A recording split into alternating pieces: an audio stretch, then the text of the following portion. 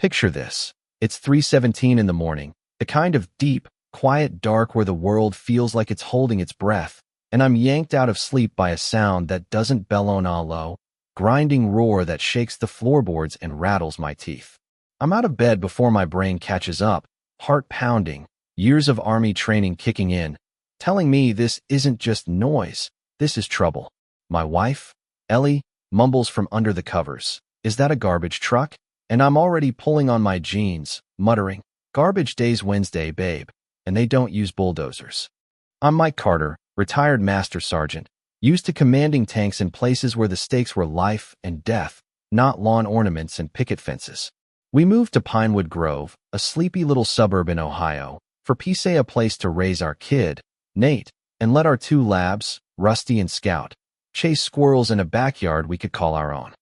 But that night, staring out my window, I saw my piece getting chewed up by a neon yellow bulldozer, its blade tearing into the oak fence I'd spent a whole summer building, board by board, sweat and splinters, to keep my family safe, to mark my little corner of the world. And standing there, lit up like a bad movie villain in the bulldozer's headlights, was Linda Voss, our HOA president, in a lime green blazer, arms crossed, smirking like she owned my soul. Linda wasn't your average HOA busybody, fussing over mailbox colors or grass height. She was a predator, the kind who gets a rush from power, who'd fine you for a crooked shutter, then smile like she's doing you a favor. She'd had it out for me since I called her out at a community meeting over her asinine rule about approved porch light wattages 25 watts max, like we're living in a Camelot monastery. I saw the venom in her eyes that day, knew I'd made an enemy, but I never thought she'd roll up with heavy machinery at 3 a.m., claiming my fences stained some warm, honey brown shade Ellie picked was unapproved. Unapproved? I never got a notice, not a letter, not an email, nothing. Just her, two beefy guys in knockoff security uniforms, and that bulldozer, ripping my fence to splinters while she laughed, a sharp, nasty sound that cut through the engine's roar. I'm out the door, barefoot, yelling, "What the hell are you doing? Get off my property!" And Linda just tilts her head, voice dripping with fake sugar. "Official HOA enforcement, Mr. Carter. You ignored our violation notice." This is what happens when you don't comply. I'm shaking, not from fear but from a rage so hot it's like my blood's on fire. That fence wasn't just wood, it was weekends with Nate, teaching him how to measure twice, cut once. It was Rusty and Scout's safe haven. It was my line in the sand. I grab my phone, dial 911, but the dispatcher's voice is flat. "Board, sir, this is a civil matter. The HOA notified us of scheduled maintenance. Take it up with them." Maintenance? A bulldozer at 3 a.m.? I'm screaming into the phone. They're tearing down my property, but the line goes dead, and I'm standing there, helpless, watching my fence turn to kindling, Ellie clutching her robe behind me, whispering, "Mike, what's happening?" I'm a protector. 20 years in the Army taught me that, but right then, I felt like I was failing. Linda's smirking. Her goons are leaning on the bulldozer like they're bouncers at a dive bar, and I'm out of moves. Or so I thought. Then I hear Ida high-pitched whine, like a jet engine spooling up, coming from my garage.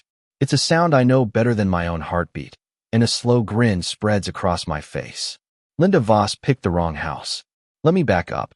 My son Nate, he's 15, not your typical teenager glued to a screen playing Fortnite. He's a gearhead, a kid who'd rather take apart an engine than scroll TikTok. When he was 11, he rebuilt our weed whacker into something that could probably mow a football field. At 13, he built a drone that could follow Rusty around the yard. The kid's a wizard with machines, sees gears and circuits like they're a puzzle he was born to solve. Our garage isn't for cars, it's a workshop, and in the middle, under a dusty tarp, sat our crazy, impossible project. A decommissioned M1 Abrams tank, a 60-ton beast we bought at an auction for pennies because it was gutted. No weapons, no electronics, just a shell. Most folks saw scrap metal. Nate saw a challenge, and I saw a piece of my past, a way to bond with my kid. Ellie thought we were nuts. "Mike, a tank? Really?" But she let us have our fun, and for 3 years, Nate and I poured everything into it. We called her Liberty. Nate rewired her, rebuilt the turbine, got the headlights and speakers humming. Last month, we fired her up, that wine filling the garage, and we stood there, greasy and grinning, knowing we'd built something impossible. Now, That whine was cutting through the night. And as the garage door creaked open, Liberty rolled out, treads crunching over my ruined fence, her headlights pinning Linda and her crew like deer in a spotlight. The bulldozer looked like a toy next to her. Silence fell, heavy and electric. Then Nate's voice boomed through Liberty's speakers, calm as a pilot reading a weather report. You're on private property. You have 10 seconds to leave. 10, 9. The goons dropped their tools and bolted, tripping over each other to escape. The bulldozer driver killed the engine and sprinted down the street. Linda stood frozen, her smirk gone, mouth open like a fish. Then at 5, she squeaked, fumbled her keys, and peeled out in her Lexus, horn blaring like a tantrum. Ellie grabbed my arm, whispering, "Mike, did Nate just?" And I'm laughing, proud and terrified, as Nate pops the turret hatch, grinning like he just aced a math test. Threat neutralized, Dad. The sun came up on a war-zone splintered wood, tire tracks, and Liberty sitting like a steel monument on my lawn. My phone's blowing up, someone filmed the whole thing, and by breakfast, we're viral, headlines screaming. Vet stops HOA bulldozer with tank. News vans clog the cul-de-sac, reporters banging on the gate. The cops show up at 8, 2 young officers, Jenkins and Ruiz, staring at Liberty like it's a UFO. I'm calm, laying out the facts. Bulldozer, fake notice, 911 blowing me off, but then Linda screeches up in a black SUV. New suit, new lawyer, a slick guy with a briefcase who's all. Officers, Mr. Carter threatened my client with an illegal military vehicle. Linda's pointing at me, shrieking, "Arrest him." But the cops are stuck. This is no noise complaint. It's a legal mess. Ruiz finally says, "Mr. Carter, don't move that tank till we sort this out." Great. Now we're under house arrest. Liberty's a 60-ton paperweight, and Linda's lawyer's smirking like he's already won.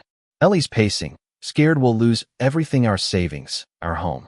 I'm tempted to pack up, run, find a place without HOAs. But I look at a photo of me and my old Army squad, then one of Nate with his science fair trophy, and I know running's not who I am.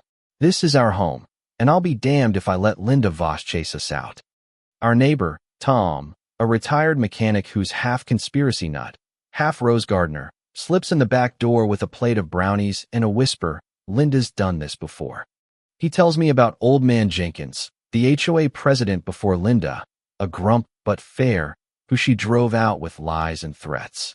Tom says Jenkins had a book, the original Pinewood Grove Charter, the real rules before Linda's nonsense. Meanwhile, Nate's on his laptop, digging, and he finds gold. The bulldozer belongs to Voss Construction, owned by Linda's husband, Greg. No violation notice exists online, but there's a paper trail tying Voss Construction to shady land deals. This isn't about fence stain, it's a scam to tank property values, scare folks into selling cheap, and let Greg's company swoop in. We've got a theory, but we need proof. That book's our shot. I call a reporter, Jess, for a live interview. Set it for 10 a.m. I tell Nate, "You're on drone duty, eyes on the street." Tom gets the fun job. Make a scene, distract everyone. At 10, I'm on camera, talking about property rights, while Tom's down the street, yelling at a news van about his roses, waving a rake like a madman. Nate's voice crackles in my earbud. "Drone's up, Dad. They're all watching Tom." I slip behind an oak tree, through the back gate, into the woods, moving like I'm 25 again, heading for Jenkins' apartment across town. I find him in a rundown complex, a tired old man who flinches at Linda's name. I lay it all out: her bulldozer, our tank, her scam, and something shifts in his eyes. He hands me the charter, a heavy leather book, and a ledger listing bribes Linda paid to rig the HOA board. It's dynamite, proof of her corruption. I'm shaking his hand when Nate calls, voice cracking. "Dad, she's back with the tank." A World War II Sherman, rusty, probably from a museum, parked on a tow truck blocking the street. Linda's on it, megaphone blaring, "Surrender that vehicle." Her goons are closing in on Liberty with chains, and Nate's holding them off, voice steady but scared. "Last warning, stay back." I'm sprinting, calling Jenkins cop contact, shouting, "Linda Voss brought a tank. It's a public safety threat. I've got proof of her crimes." I burst through my gate, charter and ledger raised high, yelling, "It's over, Linda," as a news chopper spotlight hits us. Sirens wail, Cops swarm, and Linda freezes, her megaphone slipping. Her goons drop their chains, hands up. She slides off the Sherman, defeated, as cuffs click on her wrists. The chopper's light shows it all, her empire crumbling, my family standing tall. The fallout was swift. The ledger blew her scheme wide open: bribes, fraud, targeting families to steal land. She and Greg were arrested, the HOA dissolved, replaced by a new board with Tom as social chair, planning a block party on my lawn. The DA dropped all charges against us. Liberty became a legend, tourists snapping pics. Nate got a scholarship, Ellie admitted the tank wasn't a bad buy, and Pinewood Grove found a new strength, neighbors now friends, forged in this absurd war. I learned peace isn't handed to you, you fight for it. With grit, a kid who's too smart for his own good, and sometimes a 60-ton tank. But as I sit on my new porch, watching the sunset, I wonder, what happens when the next bully comes? Will the system step up, or will it take another crazy stand to protect what's ours? Tell me in the comments, what would you do to defend your home? Hit subscribe, share your story, let's talk about it.